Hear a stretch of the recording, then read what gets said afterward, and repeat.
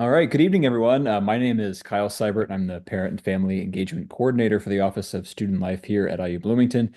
Thank you for joining us for our latest installment of our Hoosier Family Huddle webinar series we've launched this year. We're trying to show different campus resources to you and to your students so that your students can succeed here at IU. And so tonight I'm really excited to be joined by Sarah Ray, who's the Associate Director of Financial Wellness and Education, and Phil Schuman, who's the Director of IU's Financial Wellness and Education Office. So without further ado, I'll hand it off to you guys. We'll have some presentation from our guest at the beginning, and then we'll open it up at the end for questions. And again, this will be posted on the Student Life website, so you can always go back and check what Phil or Sarah said this evening later on. So without further ado, I'll hand it over to you. Awesome. Appreciate it, Kyle. And now I'm a little bit worried. You just said that like you can go back and check to see what they said. So please, hopefully nobody hold anything against us that we say here. But we appreciate everybody paying attention, being here, and just kind of talking about what it is that we do within the Office of Financial Wellness and Education at IU. Our program has actually been in existence for the last 13 years under the name IU MoneySmarts. And really, what we've tried to do over the years is really instill the ability for students to learn about their personal finances, understand themselves better as it relates to their own personal financial journey, and then also help provide them with tools, resources, and supports that can really help them succeed, not only in school, but after they graduate as well. Over the course of the last couple of years, we've been out of the Office of the Vice President for Student Success. So we're really focused on financial wellness, not only as just a thing to learn about as it relates to finances, but how it relates overall to, a student's overall success, again, while in school and after they graduate. So we want to dive in. We want to dive in. Yeah, Let's do this. cool. So a little bit more about us. You're going to get to see our rosy pictures here on the next slide. There we are. So in case you were wondering whether or not we are actually the people who are responsible for doing this program, we are. Sarah and myself. I've been in the role at Indiana University since the program was founded again back in 2012. We've been fortunate to have a lot of support from the university and their understanding of why this is such an important topic to be addressing. Initially, when we started the program, it was really revolving around student debt. And just trying to put together educational programs that will help students better understand what's going on as it relates to their own personal, student debt levels, how they could be borrowing less or how they could be borrowing more efficiently. And really, since then, we've sort of transitioned into talking more about how finances interplay with a student's overall mental health, making sure that they have a good foundation as it relates to their own financial situation to put them in the best possible chance or position to succeed. Again, I'm going to keep saying it while they're in school and after they graduate as well. Sarah, please feel free to introduce yourself and say Yeah, more about what it is we do. great. So I am the newbie to the office. I have been in the role for just over a year now, but have been working in financial wellness education, financial literacy, and financial education research my entire professional career over the past 12 years.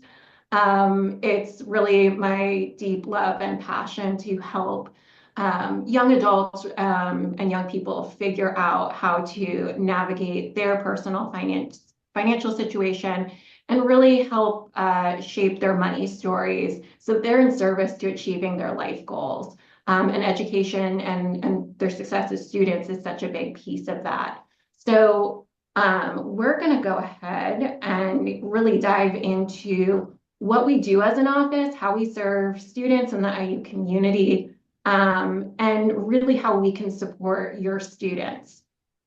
So our mission is to help undergraduate, graduate, and prospective students make informed financial decisions, establish healthy money habits, achieve their educational goals, and work toward a thriving future. So we're a little bit different from, say, the financial aid office. Here at IU, we also have Student Central, which helps students, and we're not the bursar's office. We're not billing. We are an office really dedicated to helping students navigate their own unique path. Yes, when it comes to some aspects of financial aid as it fits into their life planning. And we work hand in hand with the financial aid offices across IU Student Central and Bursar offices. But really, we're here to uniquely help each individual student craft their own path and achieve their own goals while they're here and in the future. So, we're going to dive into a little bit more about who we serve. I already mentioned current students, prospective students. We always, with our prospective students, invite their families along. So parents and siblings often come and also interact with our office in various ways. We also continue to serve students after they've graduated and as their alum. So alumni have access to our services online in various formats to continue learning with us, for as long as they want to keep in touch with us. We also work with faculty, staff, and the broader IU community, and extending out into the cities and the counties and the entire state where we live. We often work with different people out in the city and provide financial education services, really adds that benefit to the state as well. So, in terms of our key services, MoneySmarts is the name of all of our student-facing programming, and there's kind of three key areas where we serve students. So we offer one-on-one appointments, both as drop-in appointment times, as well as scheduled appointments, and anyone with an IU affiliated email. So that includes prospective students once they've accepted admissions, current students, alumni, and faculty and staff can set up an appointment to ask questions and to really craft their financial goals, work on budgets, a whole host of other things. Most of our appointments are facilitated by our peer student financial educators. They are undergraduate and graduate students who are specifically trained on personal finance content, as well as interpersonal and communication skills that allow them to have conversations with other students in a very mindful, non-judgmental way, so that students feel like they are getting the support they need as they're navigating sometimes some really difficult decisions, or just, a financial system that can be really confusing. So our peer educators are wonderful, really high achieving students that, like, the main thing that they really tell me all the time that they love to do is just help other students. That's why they took the job. Yes, they want to develop their own skill set, but they love helping other students. And the level of altruism and care that our students provide is amazing. So then we also do presentations and then other types of events. So presentations often happen in the classroom or associated with other programs, but we have done some really cool things across the IU community. So last fall, we worked with IU Cinema here at IU Bloomington to do a whole series of films along with Q&A and guest speakers to really help students understand how personal finance plays into their lives, and really open up questions and allow for some really great engagement. So we have a whole host of other activities wrapped into first year experience classes, and some really exciting upcoming programs that students will be able to engage with in the upcoming 25-26 academic year. And then finally, we have online programming. We are offering Cash Course. It's our online learning platform where students can kind of go in and learn in a more self-paced way, if that's what they want to do. And so they can go through modules and activities and quizzes to learn about their financial wellness journey and learn different knowledge and skills to help support themselves. And then the really great thing too is that our one-on-one appointments and our drop-in appointments are offered virtually, and we have a really high uptake of those virtual appointments. So we offer in-person appointments here in Bloomington. For other campuses across the IU system, we have a lot of students that opt for those virtual appointments and those are accessible to them. And then, of course, hosting webinars is, a continuous thing that we're always doing on different topics like saving, investing. We've had taxes workshops happening this week as tax day approaches. And so really great online learning opportunities for students. And then these are the most common topics that we're working with students on. So budgeting, building credit and using credit wisely, getting your first credit card. We work with students in terms of student loans, if they are thinking about borrowing for the first time and what's a plan for borrowing, and then really talking about repayment and coming up with a repayment plan as they're graduating. Just broadly debt, helping if, if they're carrying debt on a credit card or they feel over indebted, what can they do about that? We do a lot of explaining of workplace benefits, employment benefits, and really thinking beyond a salary, not just judging job offers based on salary, but also looking at those benefits. Students come in all the time with, how do I save up for wanting to study abroad? How do I spend mindfully when I'm studying abroad? Major purchases, talking about interpersonal relationships and money, identity theft and fraud protection, and just holistically financial well-being. What does it look like to be financially well? And then way more. So, we get questions also about insurance. When our students are looking for apartments and housing, they come to us a lot to figure out how to budget, and even just talk about, our peer educators are great also on that interpersonal relationship side of things with, how do I handle money with my roommates and handle money conflict with my roommates and budget wisely with roommates. So really, really great conversations that we get to have around all of these topics and more. So I'm going to turn it over to Phil to talk about financial tips. Yeah, so a couple things we wanted to throw out here, not just tell you about what our office does, but also just talk a little bit about some tips that we've seen over the years that have been really helpful for parents and families as they're thinking about school. I'd be remiss if I didn't mention that right now, obviously, there's a lot in the world that's sort of fluctuating.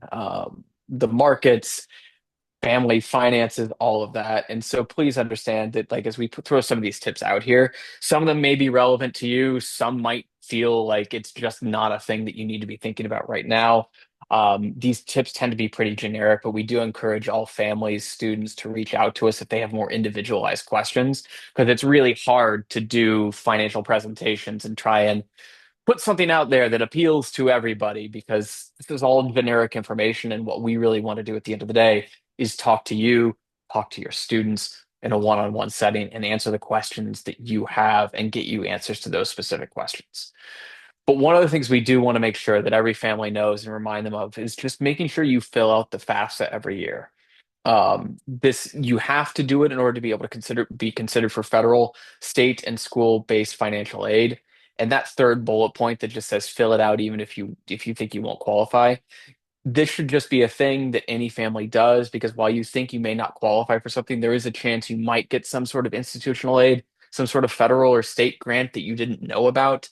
This is not to say that it definitely happens to everybody, but certainly filling it out gives you the opportunity to get access to some of that aid where you otherwise may not. Filing early as well helps you maximize your aid. So some of those funds are going to be awarded on a first come first serve basis. Typically now the FAFSA drops, or the new FAFSA drops in October. So just stay tuned to the university. They'll give you details about what you need to do in order to apply. The other thing that I'll tell you is make sure you use FAFSA.gov in order to apply for the FAFSA. Do not go to any other website that says, hey, you can pay us and we'll help you fill it out, because you don't need to do that. The first word, or the first F in FAFSA, stands for free. So you should not have to pay for it at all. And to tack on one more thing, the priority deadline for the FAFSA for IU is April 15th, the same as tax day. So if you haven't done it, get it done by next Tuesday. Thank you, Sarah. So the next slide here.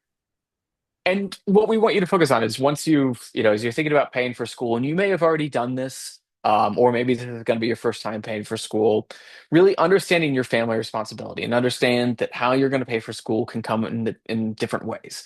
First, obviously, is going to be your current income. So you, your household, and whoever else is helping contribute to paying for your students' schooling, that current income could certainly be a way that you choose to pay for your school, which is totally fine. There's also the pre-funding option. When we talk about pre-funding, and I've got a slide about it here in a few seconds, we're talking about college savings plans. We're talking about just other savings as well. We're figuring basically you have figured out a way to start putting money away that's going to be used specifically for school once your student is either in school or getting ready to go to school, whatever. But that's the pre-funding piece that we're talking about. Funding via non-college sources.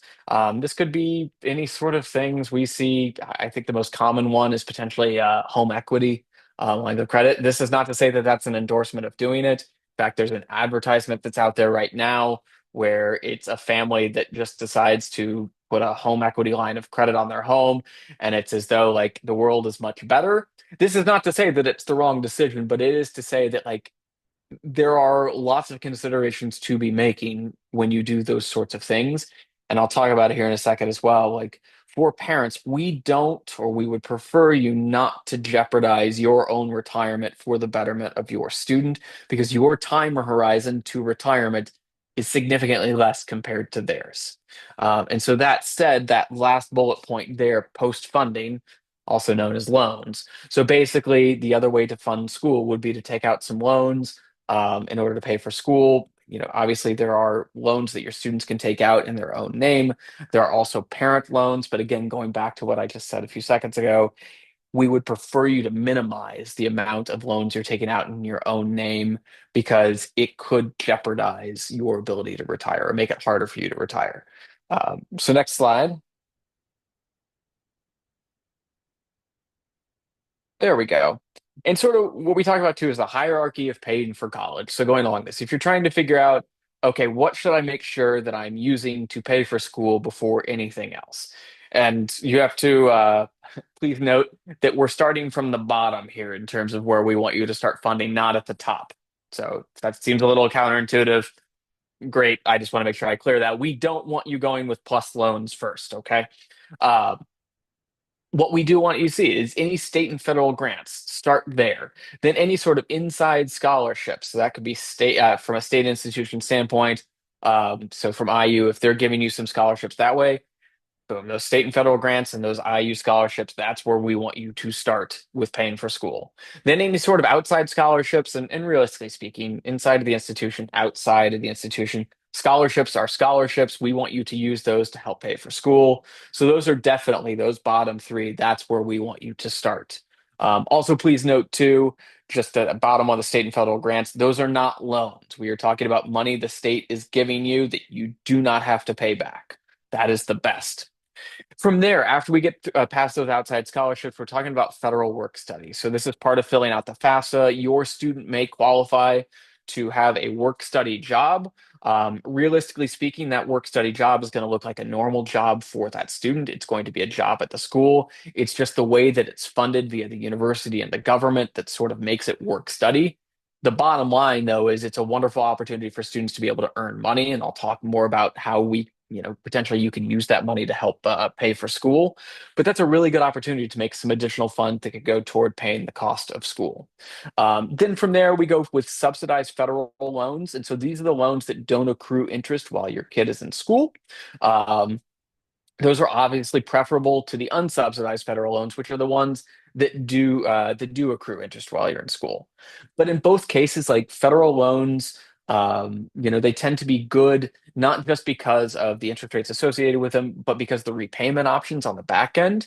There are some financial institutions with the private loan side of things that can be good. They might not be good. but we can't give you any sort of recommendation or say like private loans are better than federal because everything is going to be across the board and there's no guarantees with those. With federal loans, we know there are protections there. The interest rates tend to be pretty competitive, so you're in pretty good shape utilizing them. From there, we would talk about plus loans. So in the case of the plus loans, these are loans that parents would take out in their own name to use to help pay for their kids' school. Again, these tend to have higher interest rates than the normal federal loans. And also because they're coming in the parents' names, you are at risk. You are putting yourself and your financial life at risk should something happen down the road, and it could prevent you to retire. It could just create a whole lot of financial issues. You could read a lot about those online. The two that we don't mention within this hierarchy are savings, which I would say tell you savings would fall right in between federal work study and gift aid. So obviously we want you to have scholarships, all of that. But then from there, we'd want you to turn to savings. And the other one is private loans. And again, those tend to fall toward the bottom slash top of this chart. We made things confusing here, but we tend to we don't really know where to put those, but it typically tends to be that the federal loans are better than the private loans. And so we would ask you to look at the federal versions first before turning over to the private side of things. Sarah, any additional things you want to mention in there? I would just say, I think it's really important for the student to be involved in talking about this process of how to pay for school. In working with families, sometimes we see where parents really take full control of it. Sometimes, it's just this is your job, child. We really want parents and students to think of, this as you're in partnership with each other. And this is really the start of your student's financial life. And so really talking and having conversations, and that can be really scary as a parent, because, your student may be finding out about your income or your level of wealth if you've never had those conversations before. It can be intimidating, but just for my own experience, working with my own family, my parents, my younger sister through this process, I learned so much, and this started me on my career path, really talking through what is the financing of this, what's the return on investment of this college education. So work in partnership with your child and really, have those difficult conversations about what it takes to pay for college. Awesome. We'll go to the next slide here. And so then to the parents, some of the tips we really want you to focus on, and really I've mentioned these already, but I think it's important to hammer them home again. Number one, on your end, we want you to minimize parent borrowing. So this is not to say if you have to utilize it, it's not completely avoid it, but we want you to minimize it. And there are options available for you to borrow. We talked about the plus loans just a second. But taking those out before utilizing federal loans in your student's name could make retirement harder. Or at least if you take out loans in your name and then it prevents you from, retiring earlier, it might be that you have to turn to your student once they have a job to help fund your life at that point. And so really you're just kicking the can. We don't want to see that. As noble as it is to try and minimize student borrowing on your student's end, it tends to be that it's putting your life at risk more than it is theirs. But this is a conversation you need to have within your own family to determine what makes the most sense for you all. We would also tell you, as best you can, minimize using future money. So we have heard from families who withdraw retirement account dollars or use equity in their home, and doing those things can put your future at risk. Again, it's because it potentially puts you in a position of having a harder retirement at that point. Especially when you're at the ages, the late 40s, early 50s, those tend to be the hardest financial times for people because you are just as far away from retirement as you are from having kids. And so now you have to figure out how are you going to fund all of these things. And by putting some of your equity or taking some out of retirement or taking some out of your home, you could make it harder for you to retire. And so again, this is not to say don't do it, but it is to say you need to have conversations about what makes the most sense for you now and what it's going to look like when you hopefully can retire. And then the last thing we would tell you is utilizing college savings plans Most states have college saving plans that have tax advantages associated with them, and utilizing them really can be a very helpful way to pay for school. Sarah, if you want to go to the next slide, I believe the next one that we have here is talking about specifically the Indiana state plan. So this is an example. If you're not in the state of Indiana, your state more than likely has a plan. The tax savings, the tax advantages are going to be different state to state. Indiana's is pretty competitive, and when I mean competitive, it's just really good. In the state of Indiana, you get a 20% tax credit on any college savings contributions up to $7,500. So what that means is if over the course of a year you put $7,500 into a college savings plan, you would get $1,500 in tax credits when you file your taxes the following year. If you do $6,000, you get $1,200. You get 5,000, 1,000, so on and so forth. Now, the thing to point out with any state is that you can only gain the tax advantage from that account if you are a resident in that state. So if you are from Kentucky and you put money in Indiana's plan, you can do that. You just can't claim the tax credit associated. So I would encourage you, if you're not from the state of Indiana, to look up what those tax credits or tax deduction benefits are for you as it relates to your state.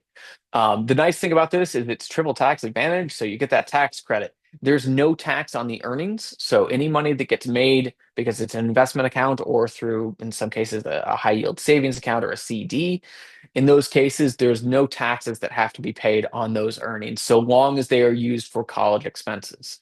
So that's that next part, that there's no tax on those withdrawals if you're using them for qualified education expenses, which we can talk about those here in just a second. The other nice thing too is you can save for anybody anytime, even if they're already in school. So even if you have students already in school, if you have some money set aside that you want to find a way, again, in the state of Indiana for an extra $1,500, $1,000, whatever, you could put that money in the next few days and then claim it on next year's taxes. It's kind of a great way to get a free $1,000, $1,500, or just whatever you can put in there. So on the next, oh, and I should also say too, if your child happens to get a scholarship, or whatever you want to say, like if they happen to not need the money, the beneficiary can change on those accounts for free. So you can change it to anybody you want for free. So if you want to give it to my daughter, sure, please feel free. That would be great. You could do that, and you could do that for free. You can also withdraw that money, but if you choose to withdraw that money, you would just have to pay the tax penalty associated with it. For me, like if my kid ends up getting a full ride or ends up getting scholarships and I have to pay a penalty on those withdrawals to get my money back, that's fantastic. It's a win-win situation at that point. If we go to the next slide, so just as what qualifies, what could you use for those college savings plans, or really what goes into the cost of attendance of paying for school? So you've got tuition and fees. So, just it's what it is. It's the amount of money you're paying for schooling. Now, keep in mind at IU in Bloomington, your student can take up to 18 credit hours for the same price as 12 credit hours. Okay, so anywhere between 12 and 18 credit hours, they pay 15 credit hour price. So if your student has the capacity, if they feel like they could take more classes, they could actually take 18 credit hours and graduate sooner by taking more classes within a semester. Again, keep in mind, like there's a capacity standpoint. What are they able to handle? Because in the case of 18 credit hours, that is a lot. But if a student can do it and they can find a way to graduate sooner, that's going to cost you all less money in the end. The second bucket of cost of attendance is housing and food. And I just encourage you all to have conversations with your student about housing expectations. In Bloomington, you have to live on campus your first year, and then from there, you can do lots of different things. And there needs to be an expectation just about how much you're willing to spend, how much they're going to be on the hook for spending. What does that look like for you all? Please note, though, that if you do have a college savings plan, those can be used to pay for off-campus housing up to the cost of attendance listed on the IU Bloomington website. And then the other categories, books and supplies. So, that's just, whatever class or classroom materials you need. And we just put there e-text online and text rentals are a way to cut back costs if you don't want to pay a lot of money for textbooks. Then transportation, whatever it's going to take to and from for students to be able to live while in Bloomington and also getting back home. That's another bucket that's here. And then the last one, personal, which is just sort of the wild west of everything else you're going to spend on while you're in school. And that's a really hard one to sort of define in terms of what it looks like because it's going to be different for every student. But we do encourage you, if it's possible, it might be a good way to just use work funds. So if your student is having a job while they're in school, have them use that money in order to pay for what those personal expenses would be. That certainly is a way to minimize student borrowing if you can do that. But again, if you can't, that's totally fine. But we do see that as being a good way to sort of balance out who's paying for what while your student's in school. Next slide. And then just working while in school. So we've talked about it in terms of work study, but even if it's not work study, in general, what are the benefits there and what does that look like? What we do know is that research does indicate that working while in school can boost GPA for students. Now, where that starts to fall apart is if the student is choosing to work more than 20 hours a week, and even more than 15 could possibly do it. But certainly, once you get above that mark, the amount of time that they're focusing on jobs and not on school can have a detriment to their GPA. And so we encourage you to say, having a job while in school is great, but not working too much. What we also know, just in terms of being able to balance work and school, on-campus jobs tend to be better suited for students than off-campus jobs in terms of that flexibility in putting students first. That's not necessarily to say that on-campus jobs will pay a student more, but we do see students having more success when they're working on campus just because they're around faculty and staff who understand that need for that balance of work and school. And then, as I said on the last slide too, having a job while in school gives you that opportunity to help afford those expenses that you're going to be incurring throughout the course of the year. And again, it does create a great shared responsibility of who's paying for school if you set that up. Yeah, and just to add on a couple more things, research also indicates that working as a young adult while in school helps really boost self-esteem and like increase the level to which students feel like they can achieve their goals. It helps increase their employment opportunities after the fact, get really amazing references, explore really unique opportunities for what kind of field they want to work in. And then in addition to that, in my experience, the students that get jobs on campus, they're then also really interested in what am I going to do with this money? And make some really amazing choices then about like, okay, I'm going to start budgeting. I'm going to start saving. Oh, look, I have an opportunity to open an investment account and just start understanding how investing works. So just all around for young adults, employment can be a really great first step into really feeling like I'm an adult now.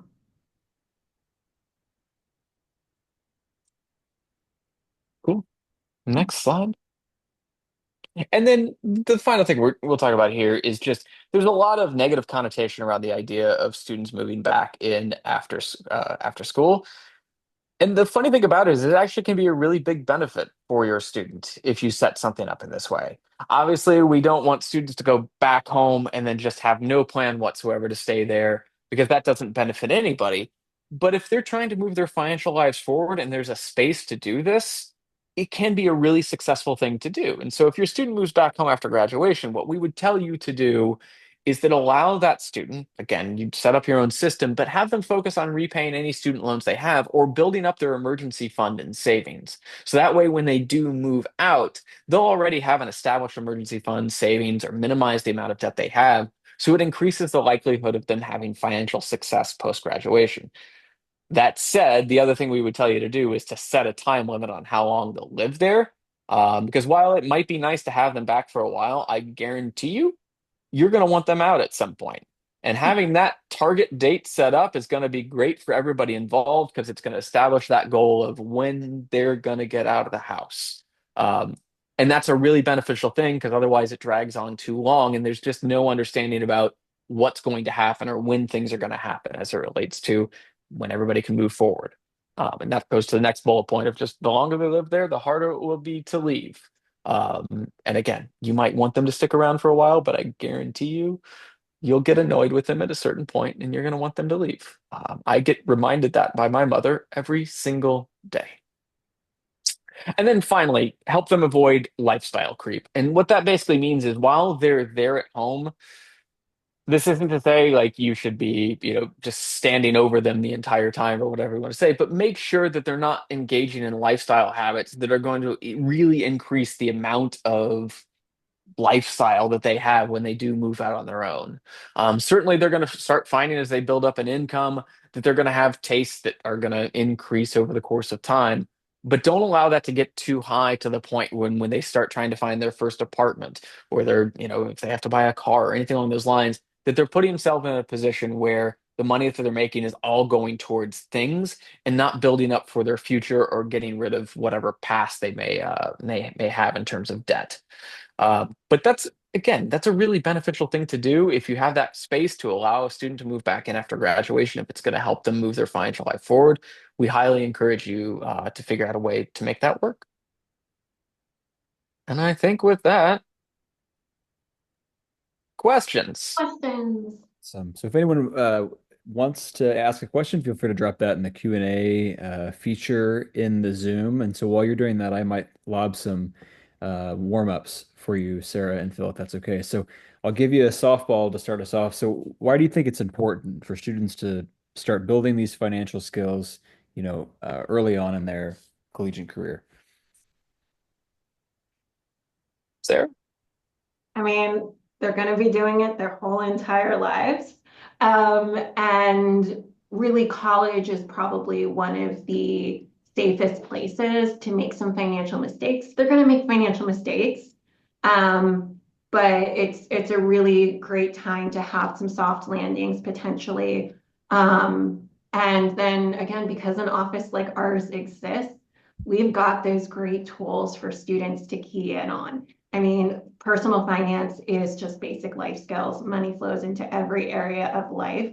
And so the earlier you start building those financial skills, really figuring out like even research shows that numeracy skills are really heavily needed to understand personal finances.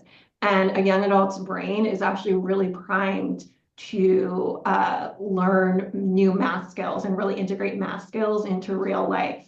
So this is like a key point in their brain development where their executive function is developing in such a way that they're going to get this if they can have the application to real life and be supported in this area. Perfect. Yeah, I agree. The earlier, the better for sure. Another thing that I was wondering in your presentation, what are sort of the most common requests that your office gets in terms of, you listed some of those services and things that you talk with students specifically. I'm kind of wondering though, what are the most common things that folks come to your office for? Yeah, in terms of what especially undergraduate students come for, we get a lot of um, generally, how do I pay for school? A lot of questions about getting a first credit card and if that's important, if it's something they should do and how to manage that. What is a credit score? How do I get it really high is another question. And the answer to that one is you don't need the highest credit score ever. You just need to practice really healthy credit habits and the score takes care of itself. Um, we get, let's see, students curious about just like, I found myself overspending. What do I do about that? Like I'm worried about that overspending. Sometimes it's even I got in trouble with my parents for overspending and I keep asking them for more money and I can't keep asking them for more money. And they come to us to like figure out what to do and really learn how to plan. Um, I mean, we get questions across the board and everything. Housing, especially here in Bloomington, is another really popular topic. And it's really great that we have those peer educators in place because they actually know the rental market actually may be better than Phil and I do. Of course, Phil and I go and look at things, but they've got the hands-on experience of, oh yeah, I know what it's like to live in the dorms. I know what it's like to live in an apartment, and I know what it's like to live in a house with 5 roommates. And so they're really great at answering other students' questions about navigating the housing market here and like where to look and how to budget for it. Perfect. Um, the other thing I would say we get a lot of questions about is investing. In the last few presentations I've given, I've gotten a lot of questions about, is a Roth IRA right for me? Gotcha. Yeah, perfect. Well, I guess, how do I get my credit score to be an 850? No, just joking. In terms of the financial goals that you were talking about, I think study abroad, there might be bigger ticket purchases that I think students might be considering, whether that's study abroad or, graduate school after undergrad. Do you have any, I know this is very context specific and changes based on the individual, but any broad advice that you might give to students or parents or families that are thinking about those things right now, what are the first things that they should be thinking of to finance those bigger ticket purchases in their college career or immediately after, like a grad school? What I would say is, again, it's hard to give specific advice or give advice that's going to appeal to everybody on this. But I do see the biggest mistake families make as it relates to during school, post graduation, anything on those lines is just not having conversations about it, what the expectations are.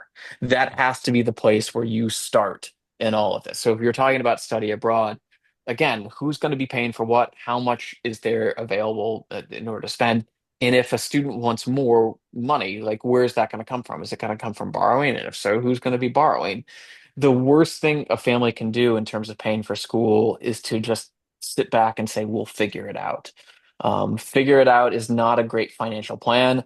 I will admit I'm guilty of doing that at times, and I wish I wasn't, but it's not a great plan because anything could go wrong.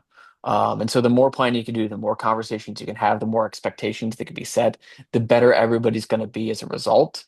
And it's going to allow you to figure out what's going to work within, your own household income and just what's available.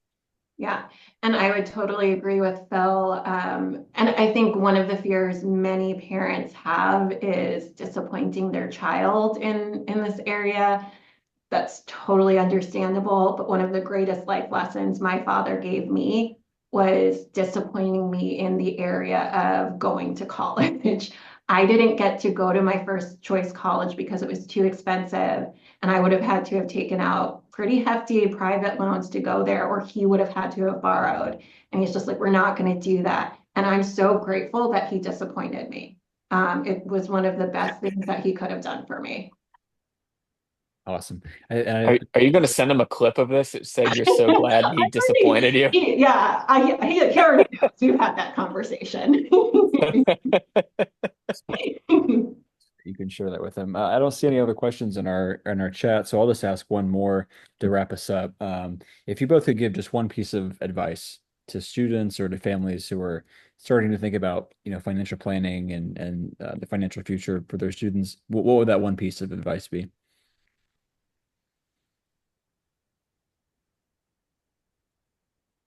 I mean, I think Sarah sort of said it a few seconds ago in talking about how her father disappointed. But but I think it's not. Make sure you're making the best decision for your household. Yeah. And again, I'm going to keep coming back to setting those expectations and all of that because I appreciate, and as a father of a 10-year-old daughter, and I want to do everything that I can for her so that she'll be happy. And I assume the other people on this call want to do the exact same thing for their students. But make sure you're also doing what's best for you as well and setting those expectations. And this is not to say that, like, you shouldn't do this or you shouldn't do that, but figuring out what it's going to take in order to do that and who's going to be responsible for what is going to make things a lot better for everybody. And then also to have conversations with your school. I guess we're talking about IU here, but I mean, have conversations with IU about what's to be expected in terms of, what it's like to live in Bloomington. what it's like to pay for school, where students are going to be living, and figure out what makes the most sense for you all. I know it's very generic advice to say all of that, but I guarantee you it leads to success because the more questions you ask, if we were to draw a chart, the more annoying you are to people at the university, the better your student is going to be as a result, because it means you're asking questions and you're finding out what's going to be in their best benefit. So I encourage you to ask as many questions as possible because paying for school is really hard. The thing we always talk about is that when you're paying for school, you're basically opening up a second household in your family. Navigating one household is enough. Two is really hard. And if it's going to make things easier by asking people questions, then please do it. And that's what we're Uh, here for, right? I mean, yeah, we are paid to be here to help parents and Yep, families. yeah. that's it.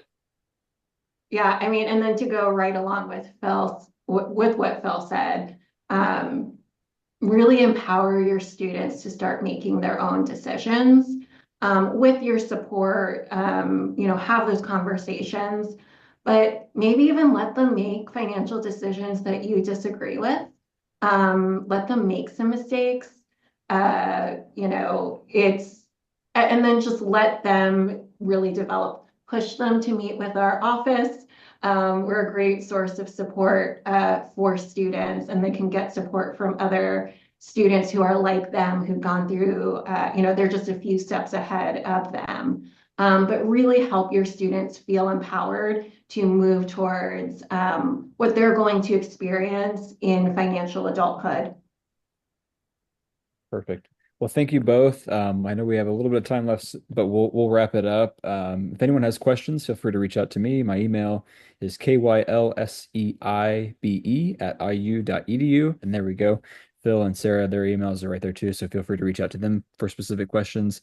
And if you have any questions, as I said, we're here to help you and your students succeed in any way that we can. So we're happy to do that. Thanks again, everyone, and I will end our call. Appreciate you for joining us.